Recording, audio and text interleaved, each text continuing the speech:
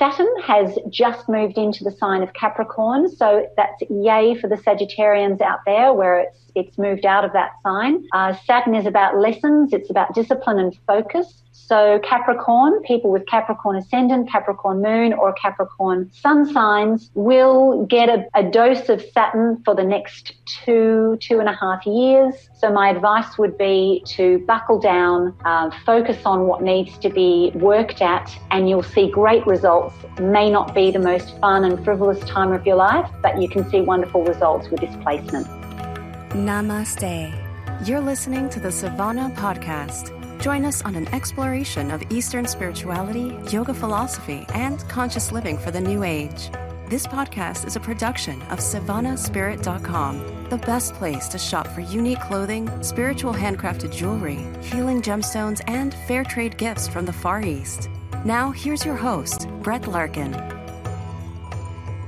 Hello, Sivana family. Thank you so much for being here, for listening. Today, we're connecting with the heavens, so get excited. We are talking all things astrology with Natasha Weber, also known as Astrotash. We're going to be asking, what is astrology, really? What is a horoscope? What is a birth chart? And why might someone want this information if they're on the spiritual path? We're going to ask and find out the difference between an astrologer and a fortune teller. We're also going to demystify common terms like Mercury being in retrograde, what the full moon's all about, and what it really means to be on the cusp between two zodiac signs. If you're at all curious about why we should care about astrology in our day-to-day life, definitely don't miss this episode. And as always, if you take a quick moment to give us a rating or review here on iTunes before we dive in, that means so much to me. Okay, now introducing Natasha. She's a professional astrologer with a strong interest in birth chart analysis. She's passionate about sharing the benefits of astrology to gain greater abundance, deeper understanding, and emotional well-being for the folks that she works with. Natasha, thank you so much for being here. I'm so glad to have you on the show. And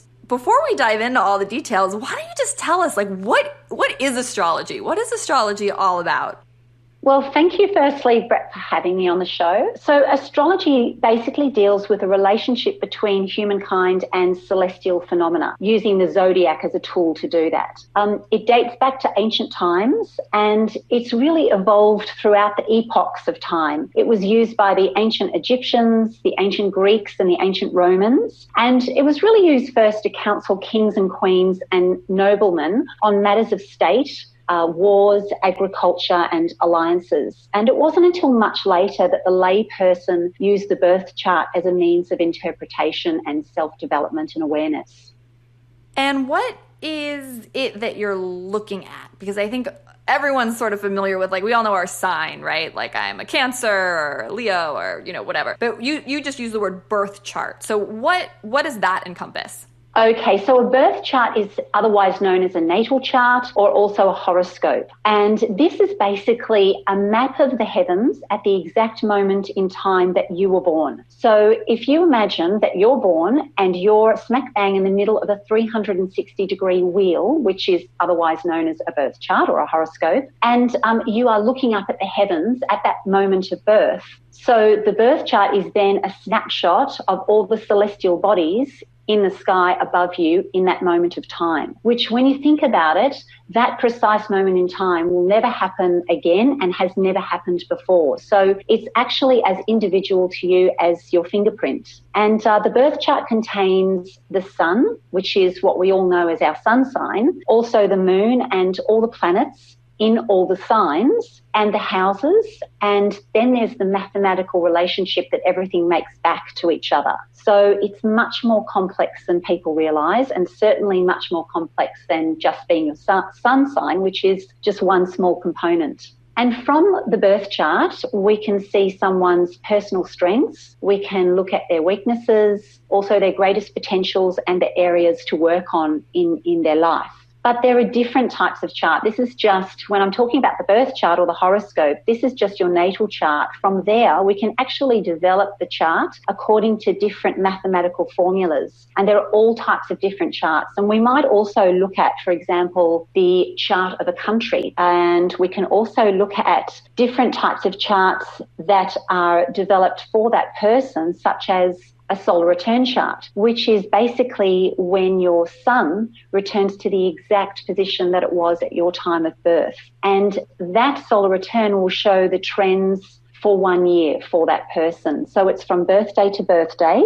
And we look at different things in the different charts. So in the solar return chart, we'd look particularly at the ascendant sign, otherwise known as the rising sign. So for example, if a person has the Aries ascendant on their solar return chart for that year, then we're going to know that this year is going to be a year of action. It's possibly going to incorporate some quick decisions and events, but that person might need to be aware of hasty actions or acting impulsively is a danger there for that year. It's also going to be a year of starting new endeavours. And we know that Mars rules Aries, so Mars would be of particular interest in that solar return chart. And so we look at how that's placed and how that's interacting with the other planets in that solar return chart. And that's just one example of a chart that we can develop from the birth chart. And that's super interesting because that's not something that I was aware of. But let's back up for a minute because I know many people are maybe skeptical, right? So like, what do you say to skeptics? Like, why would someone really want to, or should they perhaps consider having their birth chart read, then interpreted? Okay, so, well, firstly, I'd respond to the skeptics by saying that astrology has been around for eons of time. Some of our greatest philosophers and scientists were actually astrologers, people like Plato, Socrates, Einstein and Newton. And hey, I say if it's good enough for them, it's good enough for me. But then, of course, we've got the moon, and the moon is a great example of astrology working in the modern world. The full moon controls the tides, and the human body, for example, is made up of 70% of water. So I think it's almost ignorant to separate humankind from the moon's influence. And another example is the menstrual cycle, which aligns with the moon's monthly revolution around the earth. At the time of the full moon, the emergency departments in the hospitals escalates, and so does crime, and the term lunatic was actually coined from the full moon. Having said that, I understand that astrology is not for everyone, but I'd say not to discount it until you've had a look, especially beyond the sun sign predictions, which are fantastic and which work, but they're obviously very generalized. And before we move on, I want to make sure, so the moon is affecting us, because you also hear about like all these women going into labor during the full moon and all these things, right? And that's because the moon is controlling the tide and we're also made up of water. Can you just talk us through that connection? Because I think it's something I've always wanted to understand more. Okay, so in astrology, the moon represents, in a person's chart, would represent their emotional self, their deeper inner layer, whereas the sun represents our basic character. Of course, all the other planets represent different parts of ourselves, but the moon in particular is a very deep inner layer representing how we feel, what our emotions are doing. It also represents the blood and the bodily fluids. So that's from a symbolic level, that's what the moon would represent in a horoscope. But yes, it does control the tides. This is a scientific fact. And it's also a scientific fact that the human body is made up of this level of water. So I think that just goes to show how there's the science based behind the symbolism of the astrology. Of course, we have all the different moon phases, and you can tell what phase of the moon a person is born under when looking at their horoscope, depending on the degree that separates the sun and the moon within the horoscope. So, for example, people that are born at the time of a full moon, that would be a roughly 180 degrees separating the sun and the moon in that horoscope. And if someone was born at the time of the full moon, this would indicate a person that was particularly illuminated, someone who sees things as they actually are. It can also be on a slightly more challenging level, someone that is sometimes feeling divided within and without, because you have the basic character and also the emotional inner self in opposition. So this can be somewhat of a challenge. It can also represent, the sun represents the male and the moon is the feminine. So this is about an integration of the masculine and the feminine within that person. It can represent the husband and the wife also. So there are many different ways to interpret how that moon plays out in a person's chart. And then why is the birth moment, right? How the sky is in that moment you're born, why is it that that's so relevant to sort of, I think it's the rest of your life, if I'm understanding right, when you're reading someone's chart? Yes. Well, it's relevant because it's that precise moment in time that is attributed to us. And I guess at the end of the day, the relationship between humankind and astrology is about that moment in time and how that relates back to us. So I guess that's what it all kind of boils down to. It's about that unique moment in time. Exactly. And so here's a question. Sorry if I'm getting too technical. It's really fun to be able to talk to people about this. So I don't know how many babies are born every minute or, within the minute on every second. But would that mean that two people, maybe in different parts of the world, who were born at the exact same second have like a similar destiny, or like because their birth charts would be, well, I guess their birth charts wouldn't be the same because they're in different places, right? Well, that's actually a fantastic question because, for example, there have been interesting studies done with astrology and twins, and I, in fact, have twin brothers. So they're born in the same place, obviously, and they have very similar charts. Two things to say about that is that my brothers are 7 minutes apart, so it does make a difference. The timing does make a difference, especially when you're looking at the chart in motion, which I can explain to you a little bit later. But astrology is actually, it's not the be-all and end-all. There is always free will and there is always choice. And I feel very strongly about that. And that's what I think is so brilliant about astrology, is that it's a wonderful tool, but ultimately it's up to the person to decide how they're going to manifest the energies available to them in the chart. So just because you have a planet in a certain placement doesn't mean that it has to play out a certain way. It's giving you an energetic climate from which you then make that choice. So with my twin brothers, their lives have gone very differently because their souls or their individual persons have made different choices, and yet I believe they've been given similar circumstances and similar energies from which to draw from, if that makes sense. No, it does. And I think it loops us back to sort of where we started, which is like, why might someone want to investigate this about themselves? Why might I want to have my birth chart read? And because here you're saying you're saying it comes back to choice, right? So is it giving me some insights into choices I may want to make or reconsider?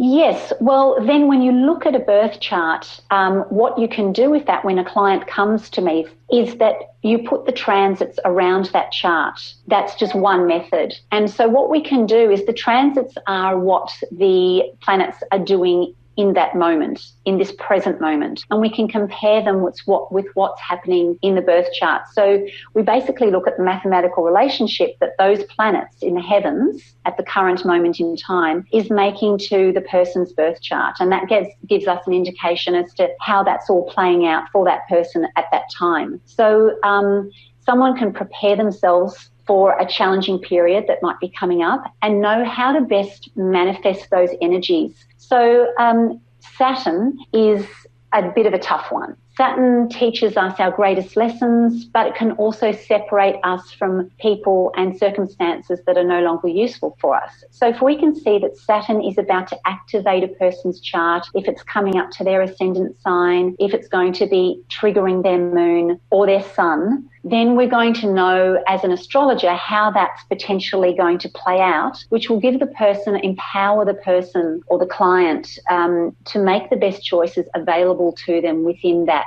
cosmic climate. So I would always instruct someone to be prepared for a time of hard work, that Saturn was offering them the opportunity to focus and discipline themselves and work very hard on a particular thing in their life, but it wasn't necessarily going to be something that was going to be frivolous and lots of fun, and that it might be challenging, but you can also give them an end date to that, a rough time period where that's going to be available to them, so that they can make the best of that circumstance, even in the challenging periods. And then, of course, you've got the most opportunistic time. For example, with Jupiter, when that's triggering an important point in the chart, we might want to say, look, this is the time to really go for it, and it's triggering your career point. So you want to really put yourself out there and don't be afraid to speak up and speak your truth and go for that job, that dream job that you've always wanted, because that opportunity is available to you then.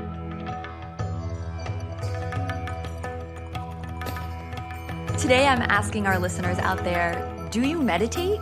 Whether you're an avid meditator or just looking to get started, visit savannahspirit.com.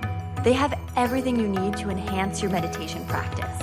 From mala beads to singing bowls to statues and incense, you can make your at-home meditation space truly sacred. Use the discount code PODCAST30 for 30% off your first order today. I really like this phrase you used, cosmic climate, right? So, and I think many of the listeners of the podcast, or myself, is like comfortable with this idea of energy, right? Subtle energy in the body through yoga or through meditation or, Reiki practitioners. Like we understand this idea of energy medicine, that there's energy within us and then energetics at play in the universe. It seems like you're talking about, when you're talking about the planets and all these things and the cosmic climate, you're also just talking about energy. Is that right? Am I understanding that right?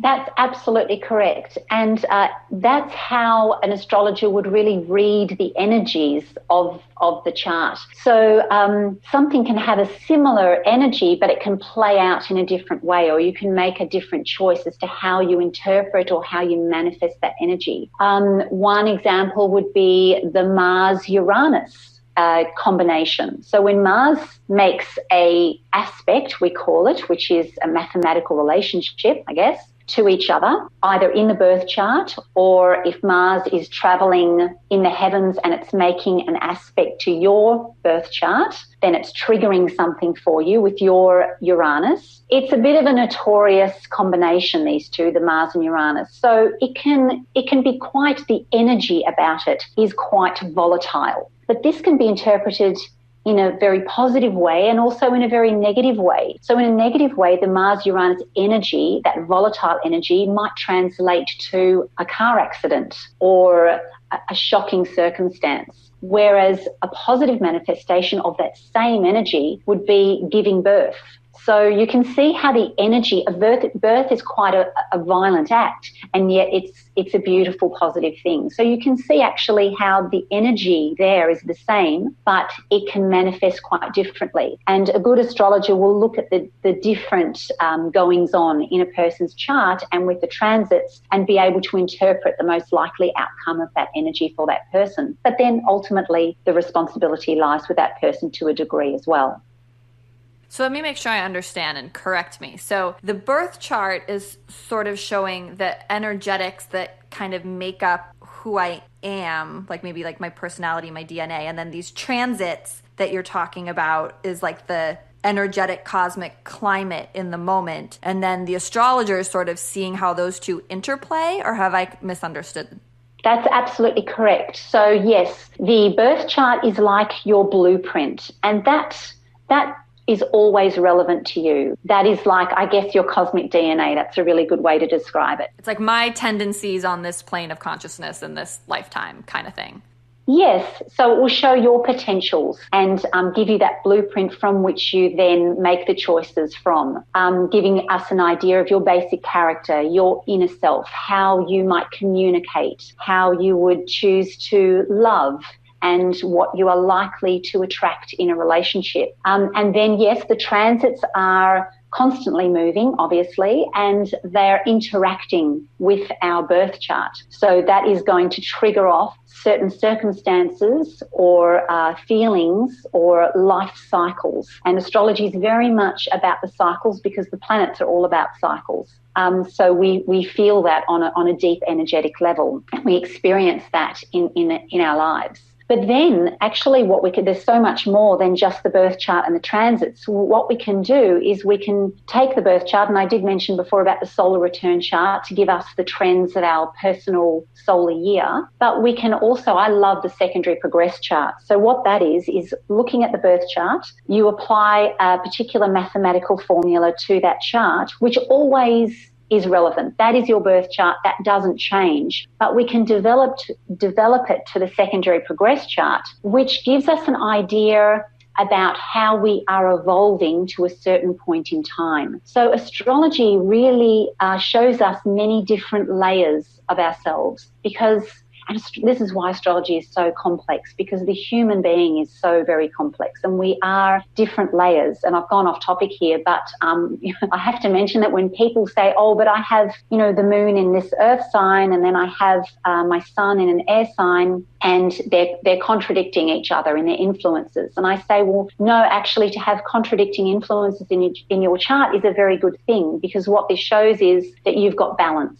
You've got a balance of the elements, the fire, the air, the earth, the water, which gives you a balanced character and a balanced life experience. So that's a good thing. But back to the secondary progress chart. So we can look and see how a person has developed and at where they are in a certain point in their life. And one important thing you would look at in a person's secondary progress chart is their secondary progress sun, which is fascinating because the sun is obviously a very important integral part of our chart. But with a secondary progress chart, we can see the sun changes sign. It changes an entire sign, which has an effect on our basic character. It gives us another layer to our basic character. And this happens only every 30 years. So every 30 years, approximately, our sun will change to an entirely different sign, and it moves through the zodiac consecutively, depending on the degree that the sun was at your time of birth. So it's not necessary. You can't really calculate it according to your age, because you have to know what degree it was when you were born. So this gives us a whole different layer to our character. So, for example, I was born as a Gemini, but then when I was 13 years old, my sun moved into the sign of Cancer. And Cancer is related to the mother and to emotions. And this was the time when my parents separated. And, I dealt with all of those emotional issues, and Cancer also rules the home. So my home was greatly affected, my home life. And this just gives us one indication. So the secondary progressed sun sign change is a really huge part of looking at a person's chart and understanding their astrology. No, it sounds like something you'd definitely want to be aware of. And the more I hear you talk about all of this, the more shocked I am at how much of a simplification the sort of just zodiac signs are. So can you tell us a little bit about how did astrology get, I don't want to use the phrase dumbed down because I don't think that's not what I mean, but how did it get to a point where people just identify with this one zodiac sign, and is there relevance in learning there, or is it really we need to go deeper and get a full birth chart reading to get a benefit? Yes, that's a very good point. And look, I think astrology was always greatly revered. It was actually studied back in the universities, and as I mentioned before, it was used by kings and queens, and it was highly regarded back in ancient times. With the advent of Christianity, it lost its popularity, and then it made a resurgence back in the 70s. And this was more about, kind of more the hippie, free love type of revolution. The people really embraced astrology again, which was fantastic. But at the end of the day, the complexities really do rely upon the time, because without the time of birth, it's very difficult to understand your ascendant sign, because it's all calculated based on this time. So there's only so much that we can see in the horoscope without the time. There is actually, you can actually do a consultation without knowing the time, but you do have to disregard certain important elements. So most people don't know their time of birth, which makes it hard for them to know their ascendant sign. So then they look to the sun sign because that is what everybody knows. Everybody knows their date of birth. So this is where they can glean a little bit of astrological relevance. So this is where the focus has been because this is what people know. And there's still there's definitely relevance to it. But I'm a big one. I'm a huge believer in saying if you're reading your sun signs, read for your ascendant sign as well. And I've written an article on that myself because if you look at the ascendant sign, if you read your horoscope for the ascendant, it will line up more accurately with your actual birth chart that is individual to you. No, that makes sense. I think you're right. It's just like that's what we know, right? Everyone's going to call their mom after this podcast, right? And be like, Mom, what time was I born? But another question I know people ask a lot about astrology that I'm curious to get your take on is this idea of being on the cusp, right? Someone who's like right on the edge between one zodiac sign and another. What's that all about? Yes, and people often say to me, look, I'm on the cusp, and I say, oh, this is actually very rare because the way everything is measured within the chart is all in degrees, minutes, and seconds because it is so scientific. So to be truly on the cusp, you'd have to actually be born at 0 degrees, 0 minutes, and 0 seconds of a sign, which is highly, highly unlikely. Normally, if the sun has just moved into the next sign, you'll at least be at 1 degree of that sign. But the reason that people get a bit confused is because it is variable and it is exact to that moment in time. So the sun will move into a new sign once a month, and that's highly individualized because it would depend on the exact year for that particular person. So one year the sun might move from Gemini into Cancer on the 20th of June, but then the next year it might not be until the 21st. And then, of course, there's the time that it will move in. So one year it might be on the 20th at 4:25 p.m. and the next year it might be on the 20th at 3:35 p.m. So this idea of being on the cusp or sort of between two signs is really, it's not really a thing, basically. It's very, very, very rare. It would be highly, highly unlikely, yes. So I'd suggest you get your birth chart calculated and see if the sun will be in one sign or another. So going back to that idea of the cosmic climate, I know another, besides, these phrases like being on the cusp, right, that gets tossed around a lot, is people talking about this thing called Mercury retrograde. What is that all about, and is there science behind it? There is, and this is basically when Mercury goes into retrograde, it's not actually moving backwards. This is a symbolic notion. The reason why we say it's in retrograde is because as viewed from the Earth, it appears to move backwards. And before that, it will kind of go into a stationary still point where it remains still at one point in the zodiac in that particular degree, and then it appears to move backwards as viewed from Earth, because I do the geocentric astrology, which is another branch of astrology, as opposed to the heliocentric astrology, which is astrology as viewed from the sun. But Mercury retrograde gets a bit of a bad rap, actually. I would suggest that you wouldn't be signing any new contracts or starting any new endeavours, because Mercury represents communication and connecting with other people. So when Mercury is in retrograde, symbolically, it's not a great time to move forward because it's appearing to move backwards as it's relating to us on Earth. So not a great time to launch into new endeavours. Mercury would also, as it rules communications, it would also rule technology and mechanics. So not a great time to buy a new car or to go out and buy that new iPhone. But it's also about communication going inwards or standing still or moving backwards. So from a positive vantage point, this is a fantastic time to go inwards and to review certain things. And I often find that if you break up with somebody, for example, during a Mercury retrograde, you might find that it comes up for review on the next Mercury retrograde. So it's a great opportunity to maybe not launch into new endeavours, but to go within and to redo and to review. It's also a good time to declutter.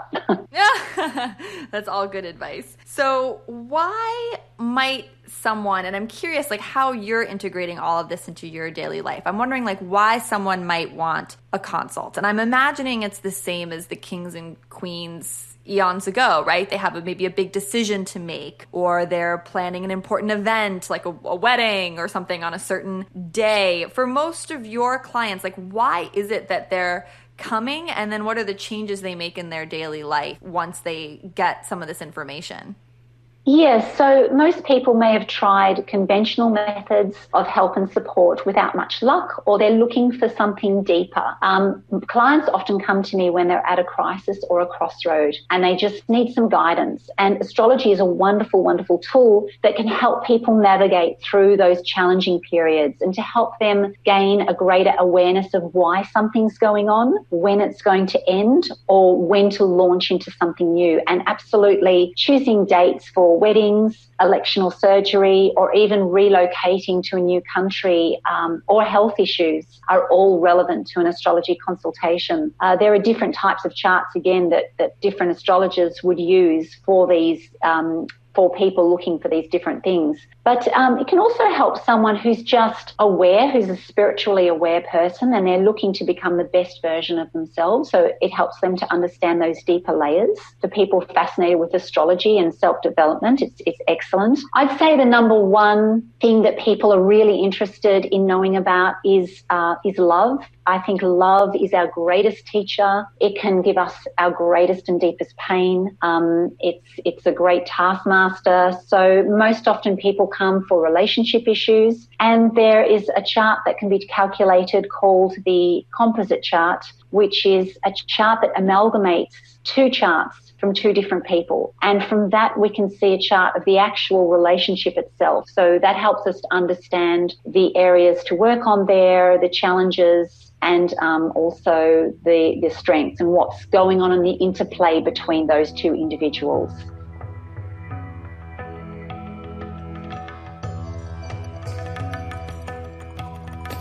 If you're into boho style and ethical gifts, check out SivanaSpirit.com. They have beautiful, flowy clothing and unique finds like Tibetan singing bowls, sage, incense, and mala necklaces. It's a great online shop for the spiritualist. Use the discount code PODCAST30 for 30% off your first order today.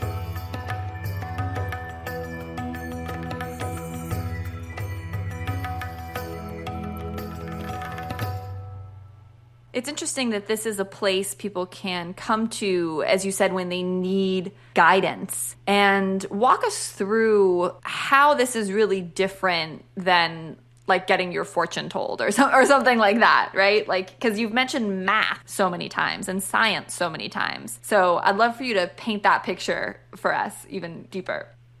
Yes, absolutely. Well, I have Mercury in Taurus, so I'm a very spiritual person, but I'm also quite practical in the way I think. So that's why I personally love astrology, because to me, it's the perfect combination of math and mystic. It's grounded science coupled with spiritual intuition. So for me, that works very well. But also, clairvoyance usually give you a definite outcome of a situation, whereas astrology is used as more of a tool to help people understand that cosmic climate and conditions that they're working with. So then it's up to them to decide which way they want to go, which is very empowering, I think. And to exercise that free will, as opposed to clairvoyance or a fortune teller who will tell you that this is the way it's going to play out. But I think that even a good fortune teller will say to you that nothing is ever set in stone. There might be a time to go and see a clairvoyant, and that's fine. I myself have been to see them, and I think that there's a time and a place for different types of support in our lives. But that's why I love astrology, because it's really about empowering the individual. And I believe that that's why we are here on Earth, because we're really here to learn these lessons that will help our soul to grow and to evolve. And astrology can be used to help us do that. Now, I know some people will be inspired and they'll want to get their chart read and go deeper with all of this. For those who just want to kind of dip their toe in, what suggestions do you have for kind of making astrology a bigger part of our daily life? For example, maybe following and noticing just the cycles of the moon and being attuned to that cosmic climate could be a good start. Or can you give us some other examples or just walk us through what we should be attuned to if we wanted to just start simple? Okay, so I would suggest getting your birth chart downloaded, which I actually offer on my website for free. So you can start with looking at your chart. And I do have a lot of people that come to me and say, well, I've got my chart, but I don't understand how to interpret it. So you can look beneath the chart and there will be a list of all of the planets in the particular degree of the sign. But just look at the planet.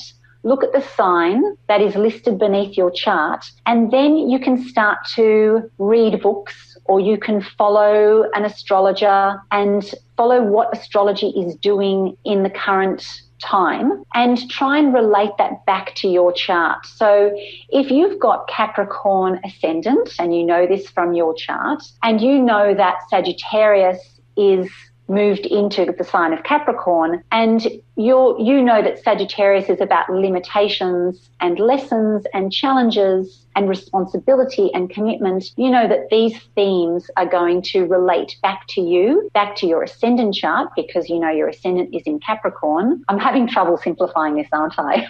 A little bit, but I think it's still helpful. Okay, so I'd start with your birth chart, get familiar with your chart and where the points in your chart and what signs they are in. And then, you know what, reading a great book about astrology is always a fantastic place to start, and you can self-educate that way. But I have a bit of a funny story, because when I decided that I wanted to study astrology, which was 14 years ago, I came across my academy and I called up Pam Rowe, who was my teacher. I said to her, so how long is this going to take me? How long will it be until I would become a fully fledged astrologer?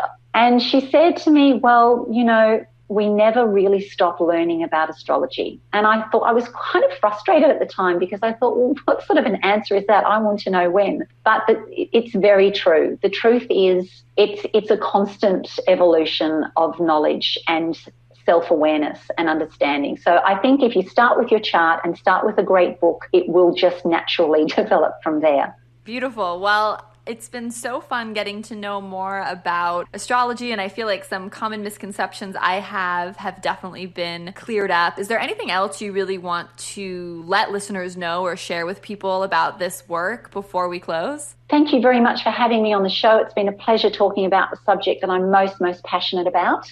I just say that Saturn has just moved into the sign of Capricorn, so that's yay for the Sagittarians out there where it's moved out of that sign.